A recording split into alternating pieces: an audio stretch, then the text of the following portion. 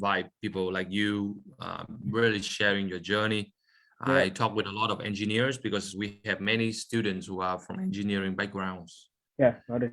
And rather than listening to the lecturer, it's better to listen from someone who been there, done that, right? Yeah, cool. So let's start. Good morning, guys. This is Leo here, CEO and founder of 𝗙𝗨𝗡𝗓 Educations. Welcome to another 𝗙𝗨𝗡 podcast, and you are here with me for a treat this morning. We have here Mr. Karthik. He's a mechanical engineer in Australia, and the reason why I invited him to our podcast today because I went through his LinkedIn. I'm very impressed with his achievement, with what he has got for himself, and I really want him to share with you his journey, his success stories, his obstacles, because I'm sure he went through a bit, and what can you guys do to become someone like him. But first of all, thank you for joining us, Karthik, today. Okay, man. And hello, good morning to everyone today who is joining this live session. I feel really happy to speak in front of all you people to share my journey, how I am right now in a position working for a firm. Yeah. Yes, great. So before we start, Karthik, can you just quickly, in about 6 sentences, like quickly sum up yourself? Who are you? Where do you come from? What did you study and all that? Yeah. So I'm basically from India, southern part of India. I started my education in University of Wollongong in 2018. I finished it in August 2020. So that was like during the start of COVID, which was really challenging because that was my last semester. And yeah, I've been through it. And right now I'm working as a mechanical engineer in a building material fabrication company right now in Port Kembla, Wollongong. And I've been in my role nearly for 1 year there. Wow. So wait. So you graduated in August 2020 and you already worked there for a year? Yeah, I already worked there for a year.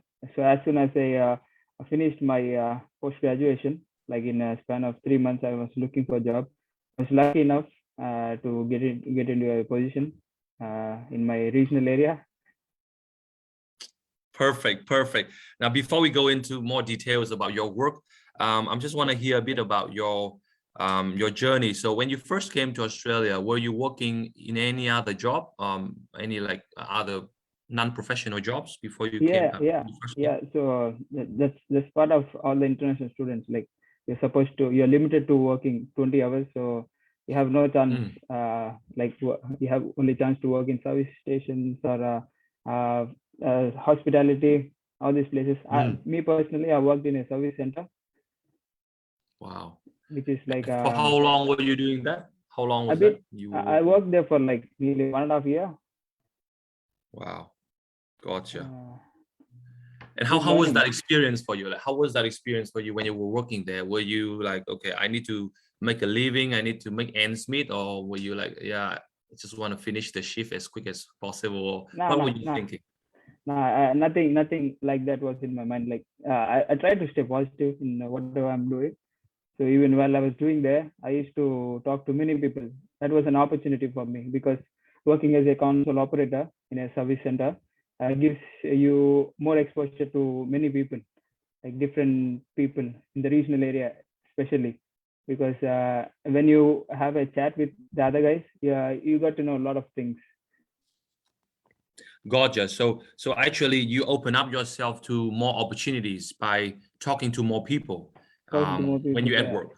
Yeah. Wow. Which is extremely smart because I think people tend not to make use of their work. They kind of just say, oh, this is a job, so I just go to do the work and then go home. But for you turn it into an opportunity for you to get to know people, networking. Yeah.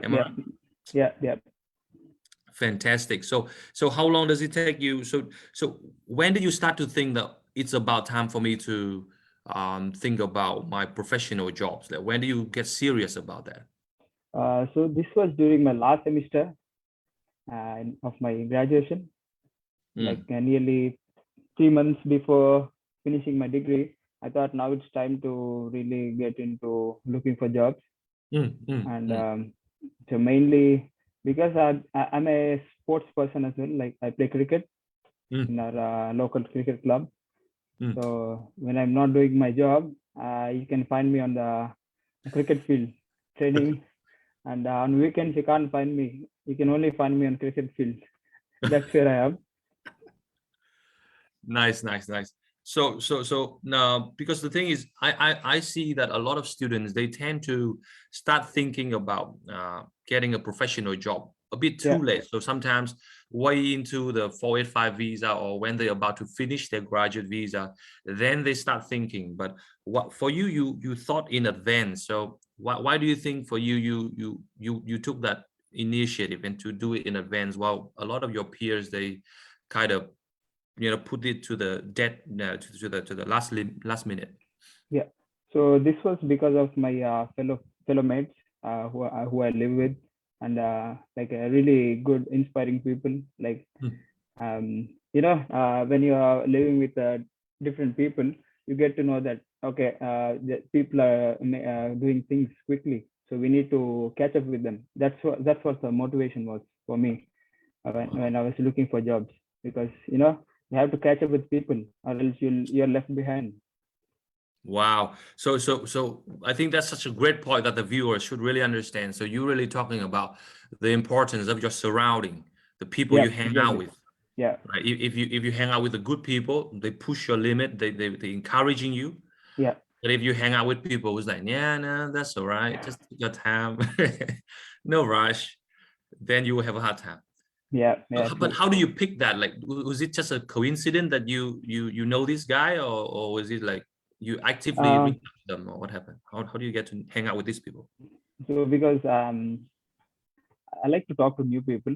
So whenever I get a chance to speak with new people, I pick some common traits between themselves and myself.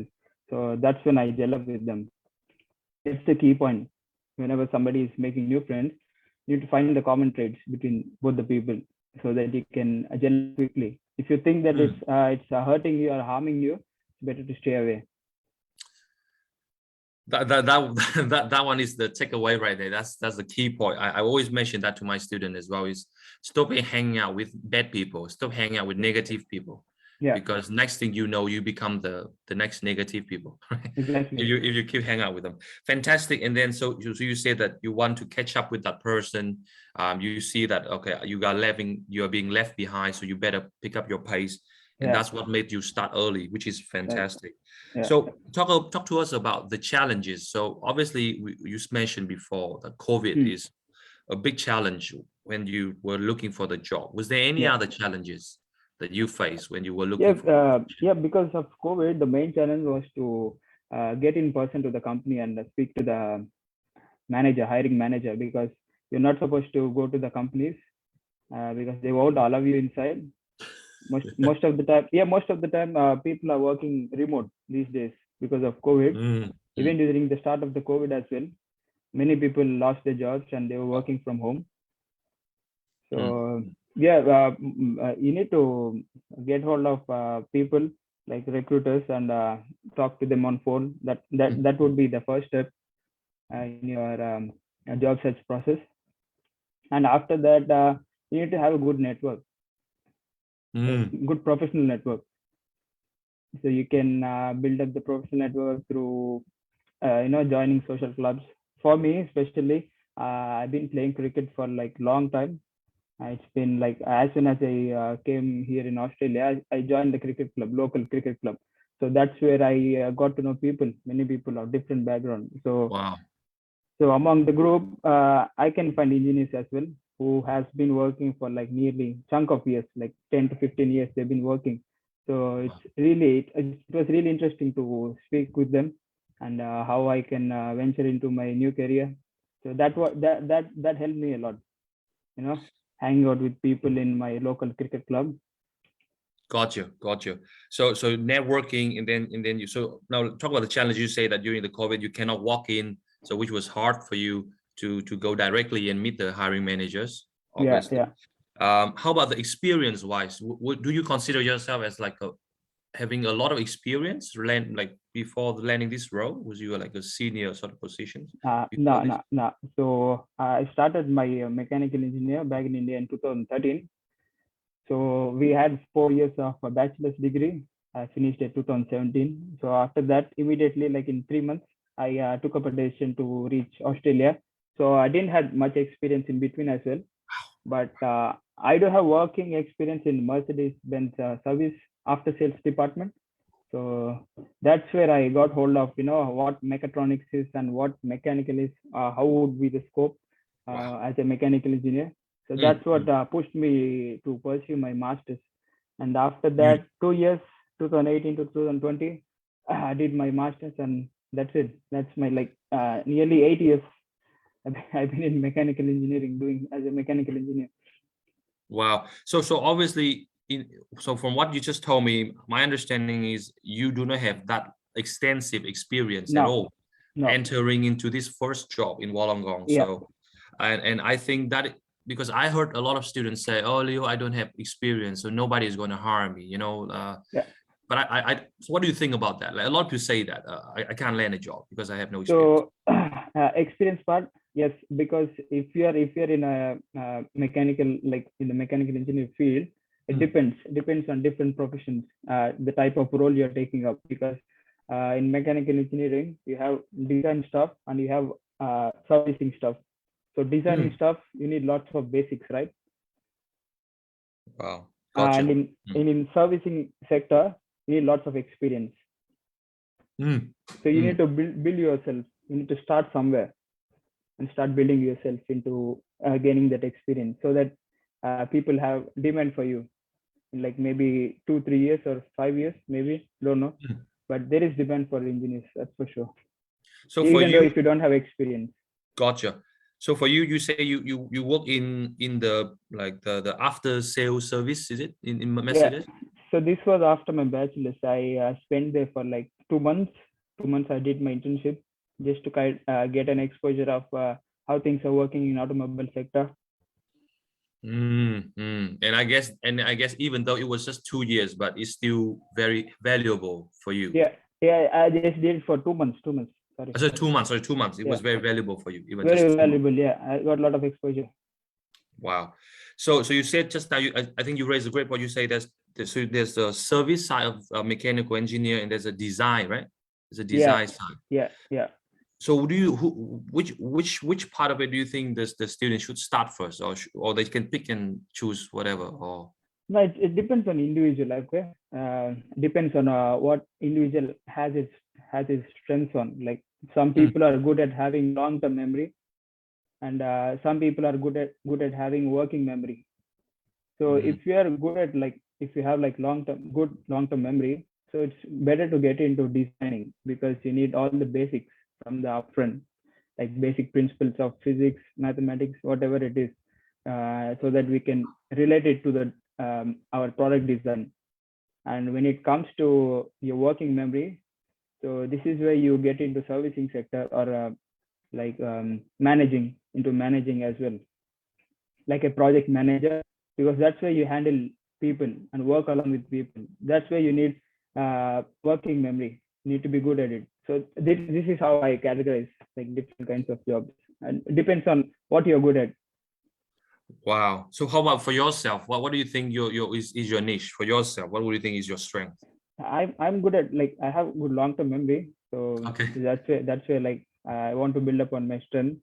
So I have good principles backing it up with I want to get into design product design soon. I'm just working on it, but let's see. The pandemic has just turned off. Let's see where we go. Good, and I'm excited to see you growing and evolving. Great. So we talk about the challenges. So you talk about you actually do not have much experience. You were facing the COVID-19 pandemics, which is everybody felt the impacts. And then obviously you cannot walk in and all that. So probably my next question is, tell us about how do you get this first job? Because I'm very curious. So walk us through the process. What did you do to be able to get this first job? So as I mentioned before as well about strategic networking, we follow a process. Okay, we firstly talk to recruiters, and if there is any position available, we can get along with them and through the process. That's the first step. And second step is connecting with the professionals who are working in the companies. Like for example, maybe it may be employees, or it may be the company directors or company CEOs as well. You can connect to them on LinkedIn and have a chat. So that's the second process. And third process is like having a chat with people, like, now that we are connected online, then we need to continue to having a chat, like having a coffee catch up or something like that, so in my case, I've been doing networking since I finished my, like, even during my master's, like doing my education, I was doing networking. So networking is like, it might be casual. It doesn't mean that you are doing that only for the sake of job. It might be casual, but you have to carry through that networking opportunity into a job opportunity. Gotcha. And then during those process, that's how you were introduced to this role, right? That's how you were introduced. Yeah. So about my role, I have an interesting phase. What happened was, I was called over by my friend for a cricket training session, and initially that was like on a weekend, like this, like on a Saturday morning. So I had a busy week, and I was hesitant to go for a training session, but something in me pushed me to go to training, like for at least like 1 hour or 2 hours, because my friend, he told he was going to introduce to a new friend. So I'm really open to having new friends and chatting with new people, to have that exchange of ideas. So I went there, and that new person was now my manager. So I had a chat with him during the training session, and yeah, that's where I made the deal. Like, okay, I'm looking for a job, and this is what I am, and if you could offer me a job, then from there we took it off. Everything followed up. Yeah. Whoa. Wow, it's amazing. It sounds like it's like a dream, like that right there, right? Everything happened. Yeah, that's what I was amazed. Like, but thing was, see, you need to fight with yourself during sometimes. You need to fight yourself. Like, yeah, come on, let's do it. Let's go. That's what you need. Wow. The push for yourself. Nobody pushes you. You're by yourself. That's what you need to do. And I think I wouldn't say it was luck. I think you found your own luck, because you've been doing this for a long time. Yeah. And it's just that one day then this thing happened, but it's not like you just fall into that. You took an initiative. So yeah.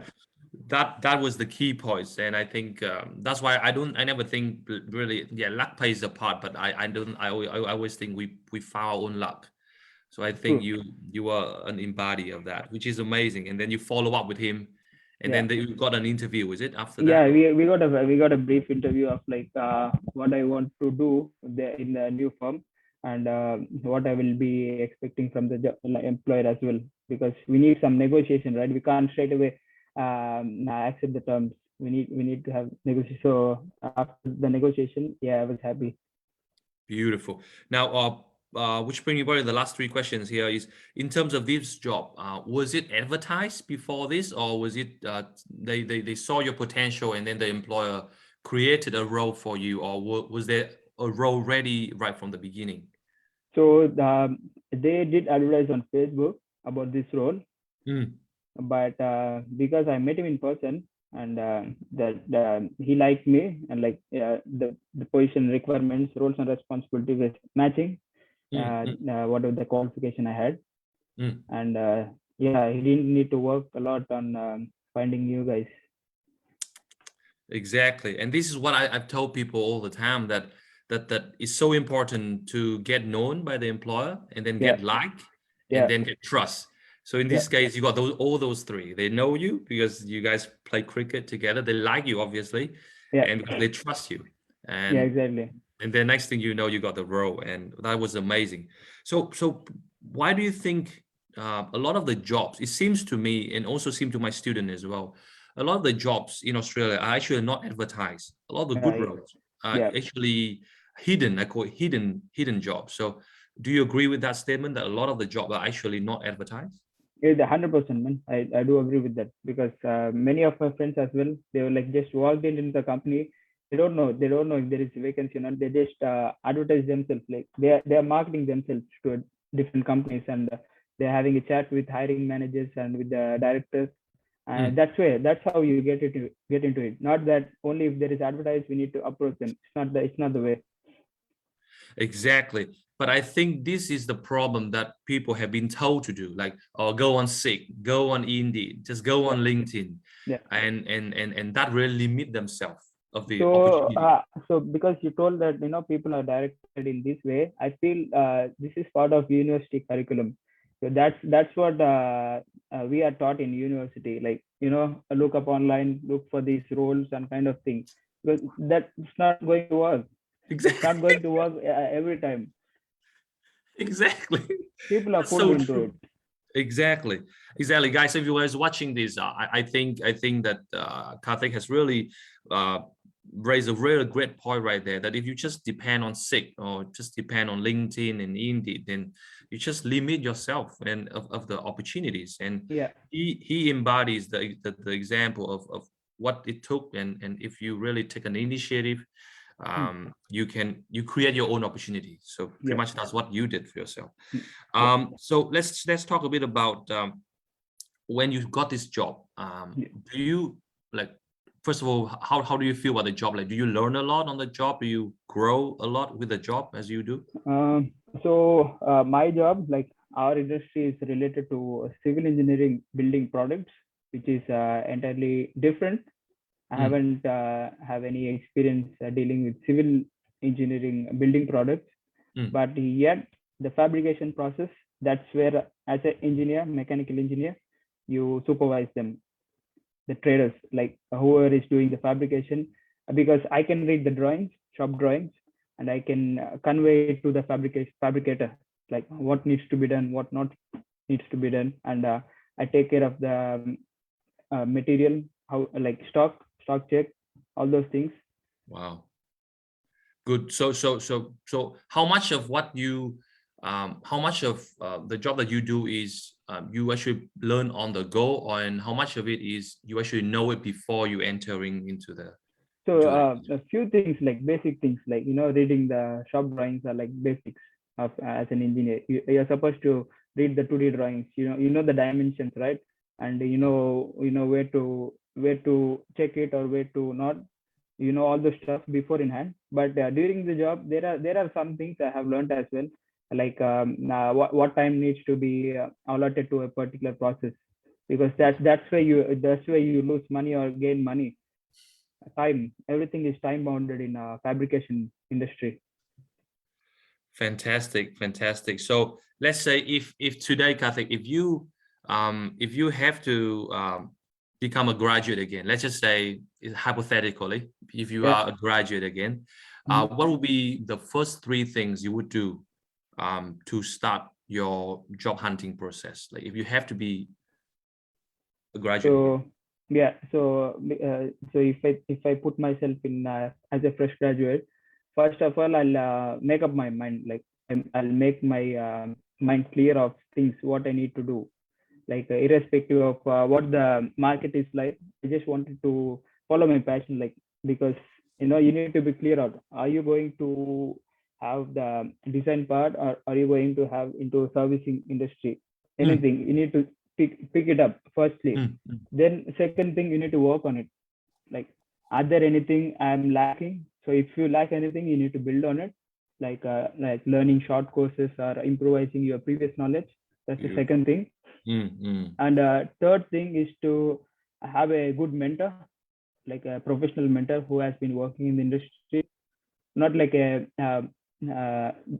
who has been doing this work. So that way he has better idea, like if you're doing right or not, so that you can have that constant check with him. These are 3 things I will do. Wow. So for you, will you manage to find someone that like more like a mentor figure for you to look at and to learn from? Do you manage to find anyone? Yeah, those are like my seniors who has finished my education. Like they are mechanical engineers, and they've been working like ahead of me, like 1 year before. Like they already have 2 more years experience in regional area. Gotcha. So I've been in constant touch with them, like how things are going and what not to do, what to do, all this stuff. So it has been really helpful. Yeah.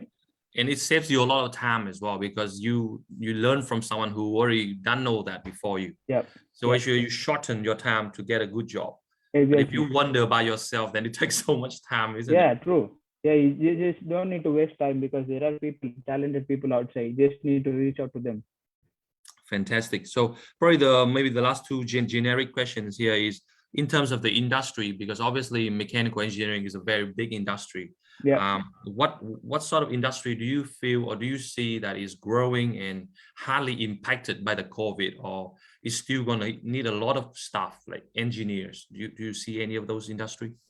And like as we spoke about this, there are like hidden job roles as well, but that's a different part of the question.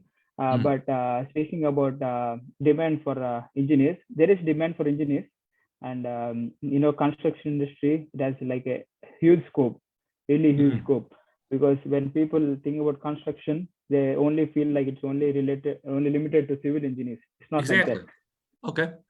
Elaborate, please. Yeah. So you have this fabrication process being done. So even there you need engineers. Like as a mechanical engineer, I feel like these things are like doable, easy to be done. But you need more time to get hold of things when you get into a new industry. Like for example, construction industry, because construction industry from my part in Australia has a big scope, man.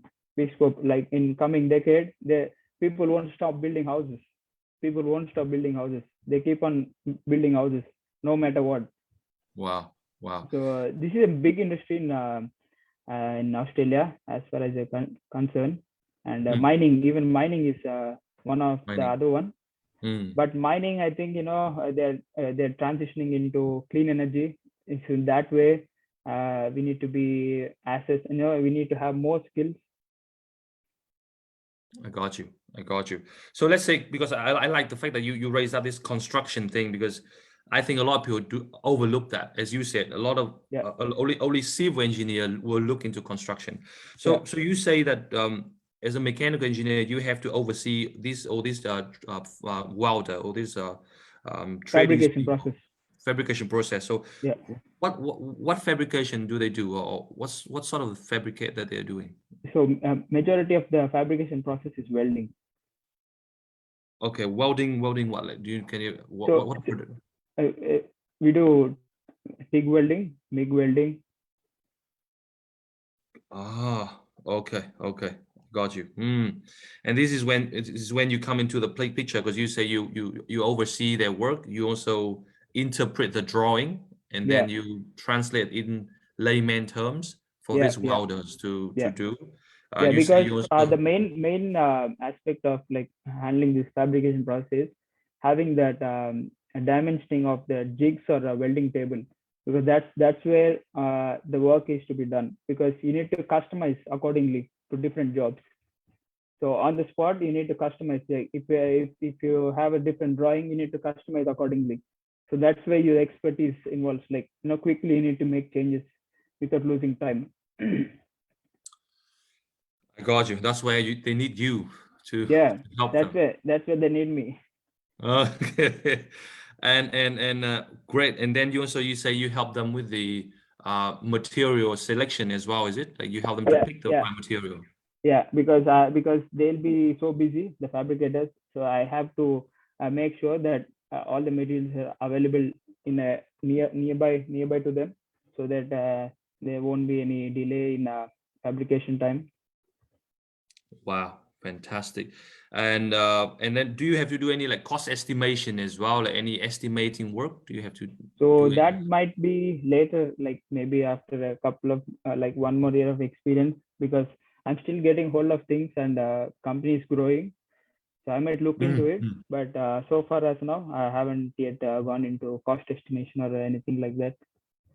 Gotcha. But that will come, right? that will come. But yeah. Fantastic.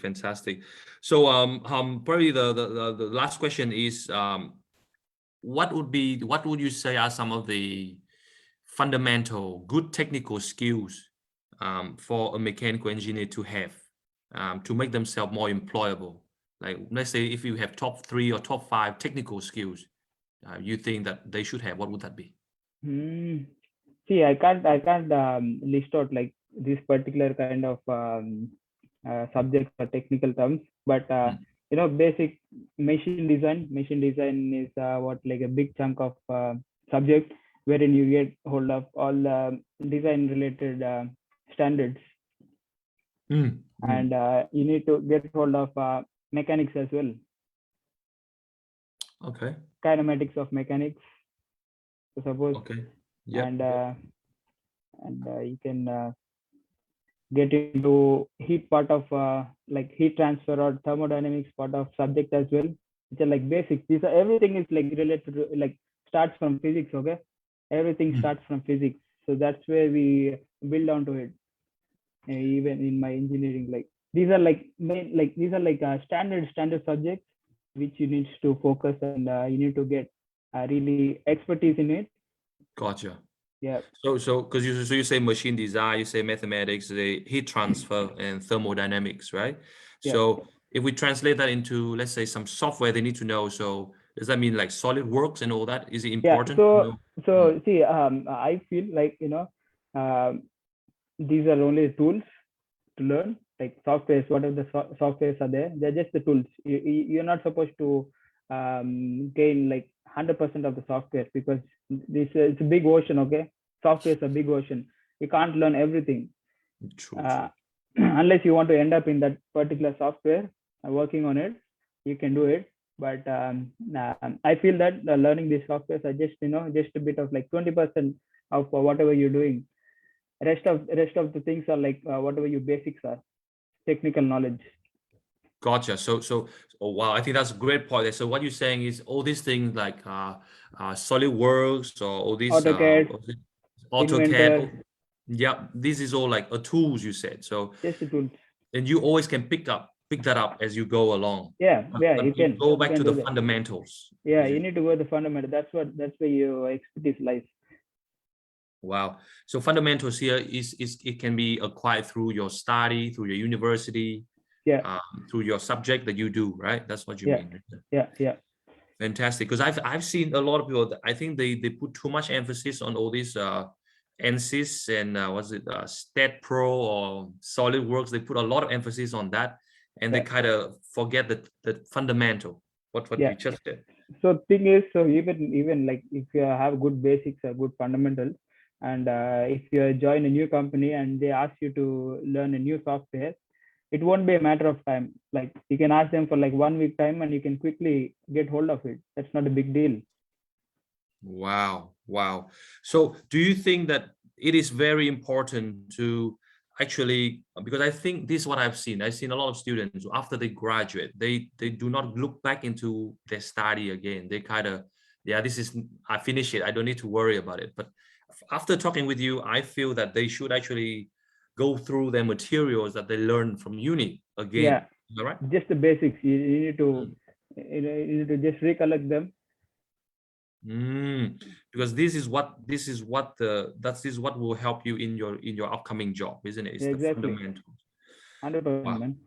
Wow. I mean that one is really something new for me there. Even I just want to add up, like, you know, people worry about learning new stuff, you know, learning new skills so that they can enlarge their LinkedIn profile or resume with lots of softwares or lots of skills.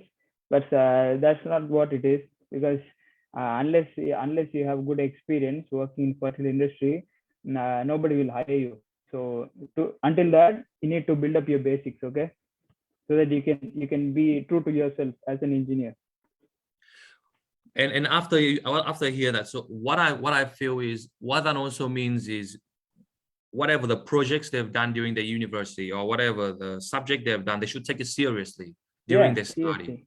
100%. Because it built up the fundamentals, and during their CV or their cover letter, they should refer back to those subjects and refer back to those theses or whatsoever, right? Yeah. Fantastic. I mean, I guess I learned more than any one of the viewers here just by listening to you. Okay, man. Where will you be in the next few years, Karthik? I've seen your potential. Where will be your goal now? Like, let's say 1-2 years from now, we do a podcast again. Where would you be? So I want to start my own business like couple of years time, because I'm getting hold of things in construction industry. I know in and outs of the industry, but I have a feeling that hydrogen is going to be a big part. Hydrogen. Hydrogen industry.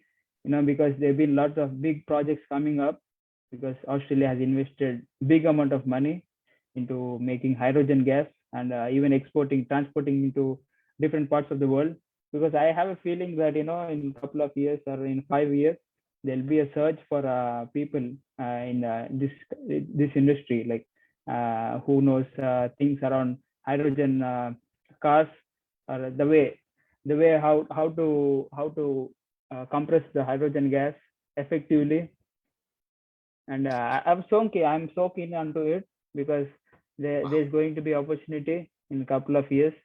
That's for sure. Especially in 𝗏𝗏𝗏𝗏, they're building up a facility which can hold up. I think if you know a company called Core Gas. Can you help me spell that? COREGAS. Core Gas, is it? Core Gas. So they've been they'll play a big role as well in transporting hydrogen gas. So I want to start my own farm wherein I can handle my own fabrication thing. Let's see how it goes. Like, Karthik, you stay in touch with me, Karthik. I might be your investor. All right, I might be your investor. Let me know if you need some capital. Cool, man. I'm happy to. You're a great man. I mean, talking with you, I can see someone who's driven, passionate. You see the opportunity and you want to capitalize on the opportunity. Yeah. That's fantastic, man. So I really like to end up with this hydrogen industry. I think is something new, because I hardly think about it, or I hardly heard anyone talk about it. Usually it will be always building service industry. That's when they need mechanical engineer or maybe mining. But this thing, hydrogen thing, is so new to me. It's something quite interesting to hear.